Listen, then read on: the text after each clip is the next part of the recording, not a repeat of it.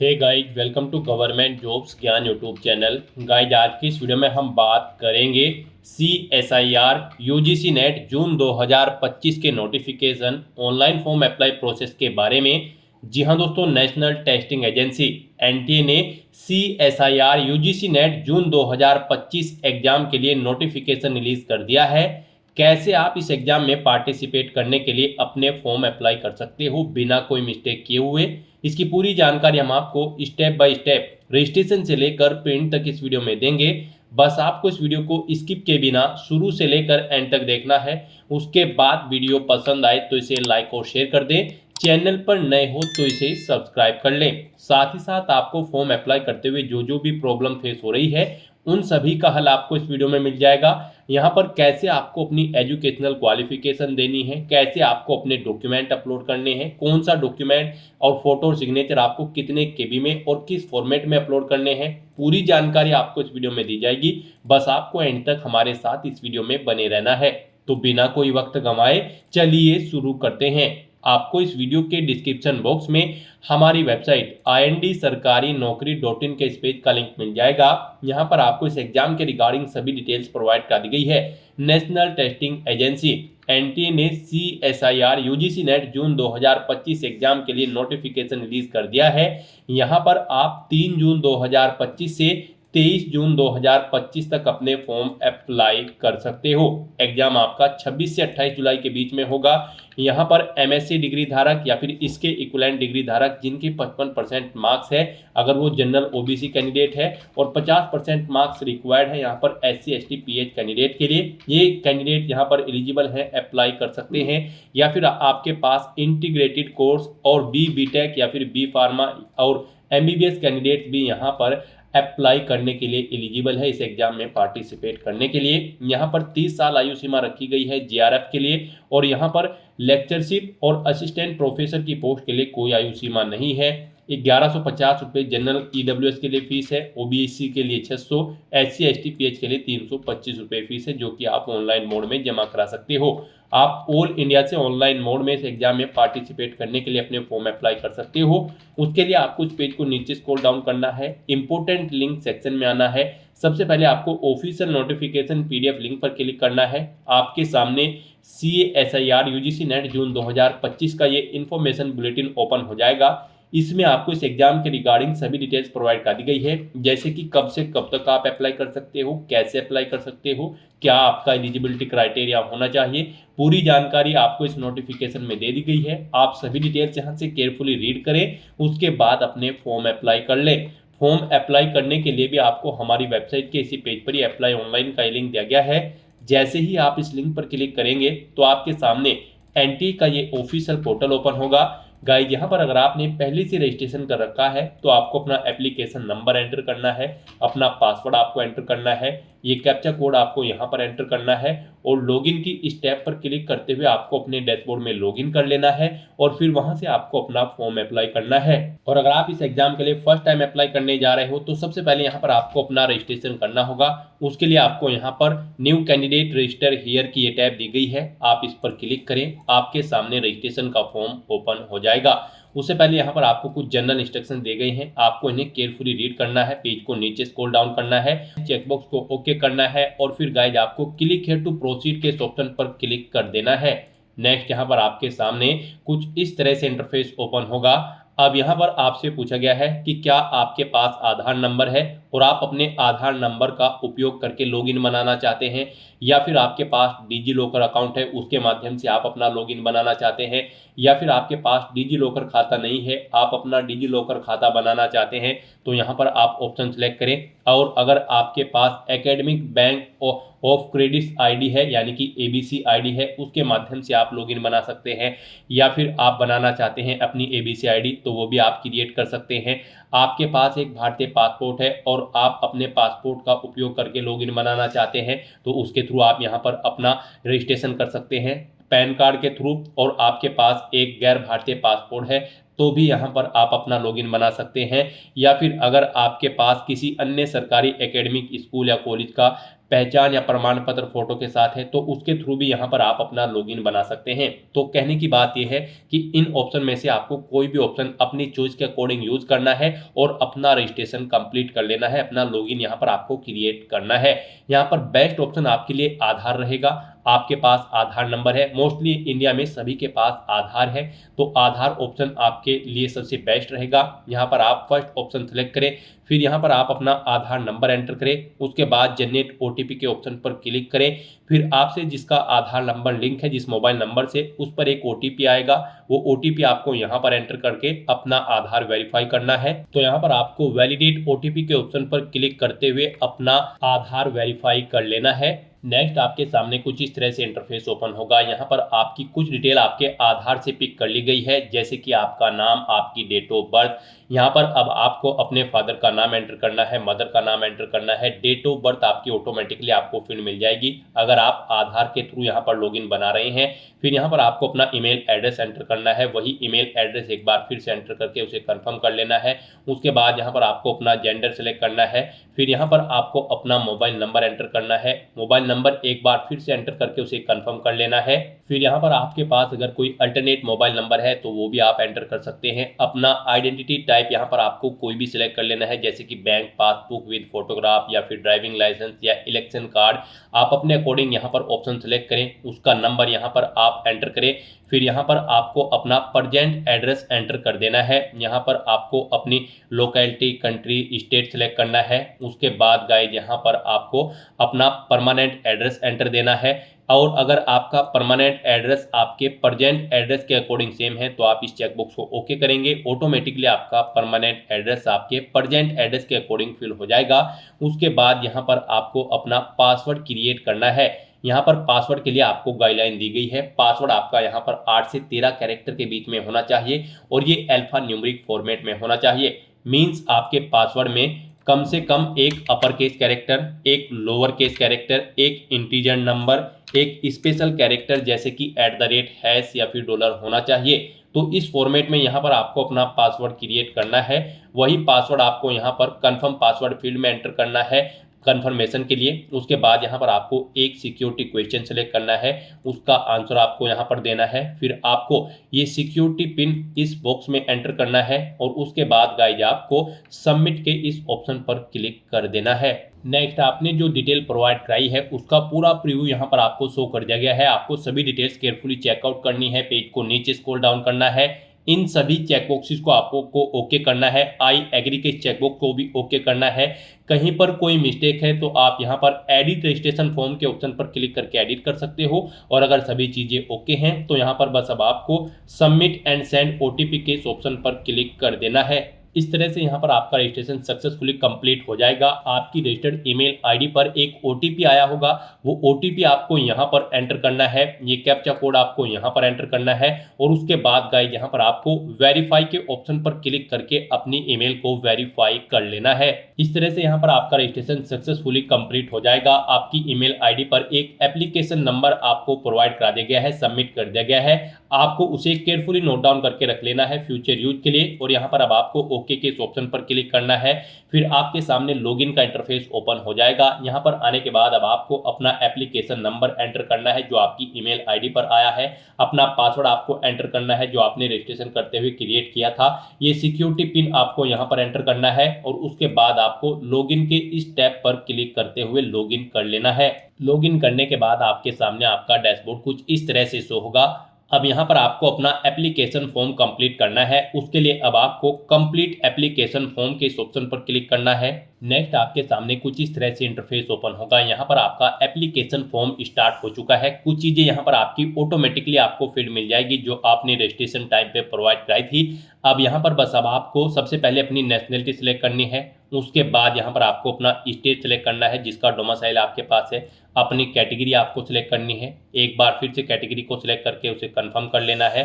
फिर आपसे पूछा गया कि क्या आप PWD कैंडिडेट हैं, अगर हैं तो फिर आप बताएं कि आपकी डिसेबिलिटी 40% से अबव है या फिर कम है आप अपने अकॉर्डिंग ऑप्शन सेलेक्ट करें। अगर अबव है तो यहाँ पर आपको अपनी डिसेबिलिटी का टाइप देना है, परसेंटेज देनी है। और गाइज अगर आप पीडब्ल्यूडी कैंडिडेट नहीं है तो यहाँ पर आपको नो ऑप्शन सेलेक्ट करना होगा, आगे की डिटेल आपको नहीं देनी होगी। उसके बाद यहाँ पर आपको इस पेज को नीचे स्क्रॉल डाउन करना है और फिर यहाँ पर आपसे पूछा गया कि क्या आप डायबिटिक कैंडिडेट हैं, अगर हैं तो आप यस करें, नहीं है तो आप नो ऑप्शन सेलेक्ट करें। यहाँ पर अपने पेरेंट्स की एनुअल इनकम यहाँ पर आपको सेलेक्ट कर लेनी है। उसके बाद आपको ये कैप्चा कोड इस बॉक्स में एंटर करना है और फिर आपको आई एग्री के चेक बॉक्स को ओके करना है और उसके बाद आपको सेव एंड नेक्स्ट के इस ऑप्शन पर क्लिक कर देना है। नेक्स्ट यहाँ पर आपको अपनी कॉन्टैक्ट डिटेल देनी है। आपकी कॉन्टैक्ट डिटेल यहाँ पर आपको ऑटोमेटिकली फिर मिल जाएगी जो आपने रजिस्ट्रेशन टाइम पे प्रोवाइड कराई थी। इसमें अगर आप चेंज आउट करना चाहते हैं तो चेंज कर सकते हैं और अगर सभी चीजें ओके हैं तो बस आपको ये कैप्चा कोड यहाँ पर एंटर करना है, आई एग्री के इस चेक बॉक्स को ओके करना है और गाइस फिर आपको यहाँ पर सेव एंड नेक्स्ट के इस ऑप्शन पर क्लिक कर देना है। नेक्स्ट यहाँ पर आपको अपनी क्वालिफिकेशन की डिटेल देनी है। यहाँ पर आपसे पूछा गया है आप यहाँ पर जॉइंट CSIR UGC नेट जून 2025 के लिए किस बेस पर अप्लाई करना चाहते हैं। आपके पास अंडर ग्रेजुएट प्रोग्राम है या फिर मास्टर डिग्री है, आप अपने अकॉर्डिंग यहाँ पर ऑप्शन सेलेक्ट करें। गाइस यहाँ पर इस एग्जाम में पार्टिसिपेट करने के लिए आपके पास MSc की डिग्री होनी चाहिए या फिर इसके इक्विवेलेंट डिग्री होनी चाहिए। 55% मार्क्स के साथ जनरल और OBC के लिए 55% मार्क्स रिक्वायर्ड है और SC ST PH कैंडिडेट के लिए 50% मार्क्स यहाँ पर होने रिक्वायर्ड है इन डिग्री के अंतर्गत। या फिर आपके पास इंटीग्रेटेड कोर्स और BTech की डिग्री या फिर B फार्मा और MBBS कैंडिडेट भी यहाँ पर एलिजिबल हैं, अप्लाई कर सकते हैं। तो यहाँ पर आपको अपने अकॉर्डिंग ऑप्शन सेलेक्ट करना है। आप अंडर ग्रेजुएट प्रोग्राम के थ्रू अप्लाई करना चाहते हैं या फिर मास्टर डिग्री, आप अपने अकॉर्डिंग यहाँ पर ऑप्शन सेलेक्ट करें। उसकी डिटेल यहाँ पर आप प्रोवाइड कराएं, अपना पासिंग स्टेटस दें, आप पास आउट हो या फिर आप एपियर्ड हो फाइनल ईयर में, आप अपने अकॉर्डिंग ऑप्शन सेलेक्ट करें। उसके बाद गाइड यहाँ पर आपको पासिंग ईयर देना है अगर आप पास आउट हो चुके हो। फिर यहाँ पर आपको अपनी कोर्स या स्ट्रीम बतानी है किस में आपने अपनी मास्टर डिग्री या फिर ग्रेजुएट डिग्री की है, आप अपने अकॉर्डिंग यहाँ पर ऑप्शन सेलेक्ट करें। नहीं है इनमें तो आप अदर ऑप्शन सेलेक्ट करके फिर यहाँ पर अपने कोर्स या स्ट्रीम का नाम दें। उसके बाद आपको क्वालिफाइंग एग्जामिनेशन आपने कहाँ पे से पास आउट किया है, इंडिया या फिर आउटसाइड ऑफ इंडिया, आप अपने अकॉर्डिंग यहाँ पर ऑप्शन सेलेक्ट करें। उसके बाद यहाँ पर आपको क्वालिफाइंग एग्जामिनेशन स्टेट सेलेक्ट करना है, किस स्टेट से आपने पास आउट किया है। उसके बाद गाइड यहाँ पर आपको यूनिवर्सिटी का नाम सेलेक्ट करना है जिस यूनिवर्सिटी से आपने पास आउट किया है। उसके बाद आपको अपने रिजल्ट का मोड बताना है, आपका रिजल्ट परसेंटेज में है या फिर CGPA में है, आप अपने अकॉर्डिंग ऑप्शन सेलेक्ट करें। परसेंटेज में अगर हैं तो कितने टोटल मार्क्स थे वो यहाँ पर आप एंटर करें, फिर कितने मार्क्स आपने ऑब्टेन किए हैं वो आप एंटर करें। इनके अकॉर्डिंग यहाँ पर आपकी परसेंटेज कैलकुलेट करके आपको शो कर दी जाएगी। इस तरह से आपको यहाँ पर अपनी ग्रेजुएट या फिर पोस्ट ग्रेजुएट डिग्री की डिटेल देनी है। उसके बाद यहाँ पर गाइज आपको अपनी PhD की डिटेल देनी है। यहाँ पर आपको पूछा गया है कि क्या यहाँ पर आप PhD के लिए एडमिट हुए हैं, अगर हुए हैं तो आप यस करेंगे और फिर यहाँ पर आप अवार्डेड हैं या फिर कर रहे हैं, आप अपने अकॉर्डिंग ऑप्शन सेलेक्ट करें। अवार्डेड अगर है तो यूनिवर्सिटी का नाम दें, ईयर ऑफ अवार्डेड यहाँ पर आप सेलेक्ट करें और अगर आप कर रहे हैं तो परस्यूइंग ऑप्शन सेलेक्ट करें, फिर यूनिवर्सिटी का नाम दें, ईयर ऑफ एडमिशन यहाँ पर आप दें। और गाइज यहाँ पर अगर आप PhD में एडमिटेड नहीं है तो यहाँ पर आपको नो ऑप्शन सेलेक्ट करना है। उसके बाद आपको ये कैप्चा कोड यहाँ पर एंटर करना है, आई एग्री के चेक बॉक्स को ओके करना है और फिर आपको गाइस सेव एंड नेक्स्ट के ऑप्शन पर क्लिक कर देना है। नेक्स्ट यहाँ पर आपको अपनी एडिशनल डिटेल्स देनी है। यहाँ पर अगर आपके पास किसी फील्ड में कोई स्पेशलाइजेशन है तो वो यहाँ पर आप एंटर कर सकते हैं। फिर यहाँ पर आपसे पूछा गया है कि क्या आपको रिसर्च एक्सपीरियंस है। यहाँ पर पोस्ट ग्रेजुएट कंप्लीट करने के बाद अगर है तो आप यस ऑप्शन सेलेक्ट करेंगे। फिर रिसर्च एक्सपीरियंस कितने साल का है वो यहाँ पर आप एंटर करेंगे। नहीं है तो यहाँ पर आप नो ऑप्शन सेलेक्ट कर लेंगे। उसके बाद आपसे पूछा गया है कि क्या आप EX सर्विस माइन कैंडिडेट है, अगर है तो यस करें और फिर कितने साल का आपको एक्सपीरियंस है वो यहाँ पर आप एंटर करें। नहीं है तो आप नो ऑप्शन सेलेक्ट करें। उसके बाद आपसे पूछा गया है कि क्या आपने MPhil कोर्स में एडमिशन ले रखा है, अगर ले रखा है तो यस करें और फिर यहाँ पर वो कंप्लीट कर चुके हैं या फिर कर रहे हैं, आप अपने अकॉर्डिंग ऑप्शन सेलेक्ट करें। यूनिवर्सिटी का नाम दें, MPhil डिपार्टमेंट नेम दें। यहाँ पर आपको अपने MPhil कोर्स की डिटेल देनी होगी और अगर आपने यहाँ पर एडमिशन नहीं ले रखा है MPhil कोर्स में तो आपको नो ऑप्शन सेलेक्ट कर लेना है। फिर यहाँ पर आपसे पूछा गया कि क्या आपने अपना मास्टर डिग्री कोर्स कंप्लीट कर लिया है या फिर इसके इक्विवेलेंट कोर्स। तो यहाँ पर आपको येस ऑप्शन सेलेक्ट करना है। आप यहाँ पर कंप्लीट कर चुके हो या फिर फाइनल ईयर में एप्टेड है, आप अपने अकॉर्डिंग ऑप्शन सेलेक्ट करें। कंप्लीटेड अगर आप सेलेक्ट करते हैं तो फिर आपको यूनिवर्सिटी का नाम देना है, ईयर ऑफ कंप्लीशन यहाँ पर देना है, कब आपने कंप्लीट किया है, मास्टर डिग्री कोर्स का डिपार्टमेंट का नाम देना है, मास्टर डिग्री कोर्स की स्पेशलाइजेशन यहाँ पर आपको देनी है। और अगर आपने यहाँ पर मास्टर डिग्री कोर्स कंप्लीट नहीं किया है तो यहाँ पर आप नो ऑप्शन सेलेक्ट करेंगे, आगे की डिटेल आपको नहीं देनी होगी। फिर यहाँ पर आपको अपनी माइनॉरिटी की डिटेल देनी है, क्या आप माइनॉरिटी कम्युनिटी से बिलोंग करते हैं, अगर करते हैं तो यस करें। फिर आप अपनी कम्युनिटी का नाम यहाँ पर सिलेक्ट करें। फिर यहाँ पर आपको अपने पेरेंट्स की एनुअल इनकम देनी है। यहाँ पर उनकी एनुअल इनकम 6 लाख से ऊपर तो नहीं है, यहाँ पर आपको येस या नो ऑप्शन सेलेक्ट करना है। और अगर आप माइनॉरिटी कम्युनिटी के अंतर्गत नहीं आते हैं तो यहाँ पर आपको नो ऑप्शन सेलेक्ट करना होगा, आगे की डिटेल आपको नहीं देनी है। फिर आपको यहाँ पर ये कैप्चा कोड इस बॉक्स में एंटर करना है, आई एग्री के चेक बॉक्स को ओके करना है। पेज को नीचे स्क्रॉल डाउन करते हुए फिर आपको सेव एंड नेक्स्ट के इस ऑप्शन पर क्लिक कर देना है। फिर यहाँ पर आपको अपने एग्जामिनेशन सेंटर सेलेक्ट करने हैं। पहले आपको स्टेट सेलेक्ट करना है, फिर उसकी सिटी आपको सेलेक्ट कर लेनी है। यहाँ पर आपको 4 चॉइसेस दी गई है, यहाँ पर आप अपने 4 एग्जामिनेशन सेंटर सेलेक्ट कर सकते हैं। आप अपने अकॉर्डिंग जिस एग्जामिनेशन सेंटर को फर्स्ट नंबर पर प्रेफरेंस देना चाहते हैं उसे आप फर्स्ट नंबर पर सिलेक्ट करें। ऐसे यहाँ पर आपको अपने 4 एग्जामिनेशन सेंटर सेलेक्ट कर लेने हैं। फिर यहाँ पर आपको अपने गार्जियन या फिर फादर का क्वालिफिकेशन सेलेक्ट करनी है, क्या उनकी क्वालिफिकेशन है। ऐसे ही यहाँ पर आपको फिर उनका ऑक्यूपेशन देना है, क्या व्यवसाय है उनका, यहाँ पर आप अपने अकॉर्डिंग ऑप्शन सेलेक्ट करें। फिर यहाँ पर आपको अपनी मदर की क्वालिफिकेशन देनी है और उनका ऑक्यूपेशन यानी कि उनका व्यवसाय भी यहाँ पर आपको दे देना है। आपको ये कैप्चा कोड इस बॉक्स में एंटर करना है, आई एग्री के चेक बॉक्स को ओके करना है और उसके बाद गाइज आपको सेव एंड नेक्स्ट के इस ऑप्शन पर क्लिक कर देना है। नेक्स्ट यहाँ पर आपको अपने डॉक्यूमेंट अपलोड करने हैं। गाइज यहाँ पर आपको अपना फोटो, सिग्नेचर और अगर आप रिजर्व कैटेगरी से बिलोंग करते हैं तो आपको अपना कैटेगरी सर्टिफिकेट यहाँ पर अपलोड करना है। फोटो यहाँ पर आपका 10 से 200 KB के बीच में होना चाहिए और वो JPG या फिर JPEG फॉर्मेट में होना चाहिए और आपके सिग्नेचर भी यहाँ पर JPG या फिर JPEG फॉर्मेट में होने चाहिए। साइज उनका 4 KB से 30 KB के बीच में होना चाहिए और आपका जो कैटेगरी सर्टिफिकेट होगा वो यहाँ पर आपका PDF फॉर्मेट में होना चाहिए। उसका साइज 50 KB से 300 KB के बीच में होना चाहिए। तो यहाँ पर अपने डॉक्यूमेंट्स आपको अपलोड करने के लिए चूज फाइल के इस बटन पर क्लिक करना है, फाइल को सिलेक्ट कर लेना है और 1 बाय 1 करके आपको अपने इन सभी डॉक्यूमेंट को यहाँ पर अपलोड कर देना है। आपको दी गई गाइडलाइंस के अकॉर्डिंग अपने डॉक्यूमेंट अपलोड करने होंगे, अदरवाइज यहाँ पर आपका एप्लीकेशन फॉर्म रिजेक्ट हो सकता है। इस तरह से यहाँ पर अपने डॉक्यूमेंट अपलोड करने के बाद फिर आपको सेव एंड नेक्स्ट के इस ऑप्शन पर क्लिक कर देना है। नेक्स्ट आपको आपके एप्लीकेशन फॉर्म का पूरा प्रीव्यू शो कर दिया गया है। आपको सभी डिटेल्स केयरफुली चेकआउट करनी है, पेज को नीचे स्क्रॉल डाउन करना है। कहीं पर कोई मिस्टेक है तो आप बैक बटन पर क्लिक करके एडिट कर सकते हो और नहीं तो यहाँ पर अब आपको अपना मोबाइल नंबर वेरीफाई कर लेना है।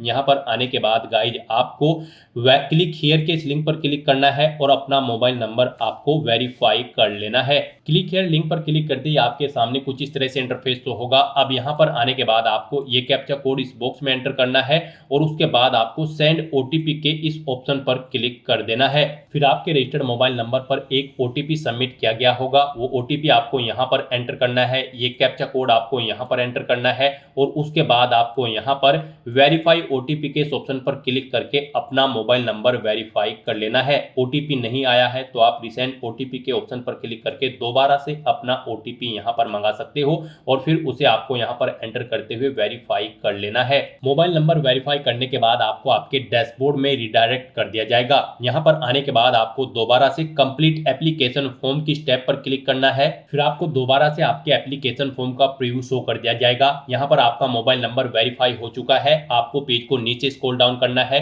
कहीं पर कोई मिस्टेक है तो अब भी यहाँ पर आप बैक बटन पर क्लिक करके एडिट कर सकते हो और अगर सभी चीजें ओके हैं तो यहाँ पर बस अब आपको सबमिट के इस ऑप्शन पर क्लिक करके अपना फॉर्म सबमिट करना होगा। सबमिट ऑप्शन पर क्लिक करते ही आपके सामने ये पॉपअप शो होगा। यहाँ पर आपसे पूछा गया है कि क्या ये चीजें जो आपने प्रोवाइड कराई है जैसे कि आपका नाम, आपकी मदर का नाम, date of birth, gender, email ID, subject, ये सभी चीजें ओके हैं तो आपको इन चेकबॉक्सेस को ओके करना है। आई एग्री के चेकबॉक्स को ओके करना है और फिर गाइस यहाँ पर आपको फाइनल सबमिट के इस ऑप्शन पर क्लिक कर देना है। इस तरह से यहाँ पर आपका एप्लीकेशन फॉर्म सक्सेसफुली सबमिट हो चुका है।